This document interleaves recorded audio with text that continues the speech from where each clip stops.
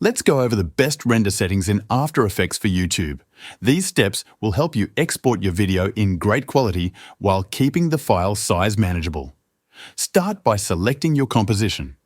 Go to Composition in the menu bar, then choose Add to Render Queue. If you prefer shortcuts, press Ctrl+M on Windows or Command+M on Mac. This will open the render queue at the bottom of your screen. In the render queue, click on Best Settings next to the Render Settings option. A new window will open.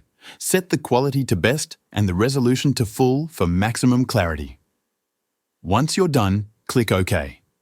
Next, click the down arrow next to Output Module. From here, select Lossless.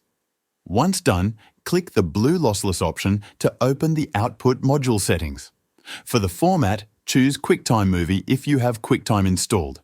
If not, you can use AVI as an alternative. Now, click the Format Options button to set your preferred codec. A common choice for high-quality exports is the animation codec. This produces excellent quality, though it may result in larger file sizes. If file size is a concern, consider experimenting with other codecs that balance quality and compression. For audio, the default settings usually work fine, but feel free to adjust them based on your project's needs. Once everything looks good, hit OK. Before rendering, set your file name and destination by clicking on Output To. Choose a folder where you can easily locate the file later and give it a name that makes sense for your project.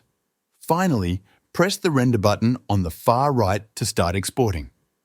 Keep in mind that render time depends on your system's performance and the complexity of your composition. And that's it. These settings will give you a high-quality video that's perfect for uploading to YouTube. I'll see you in the next tutorial.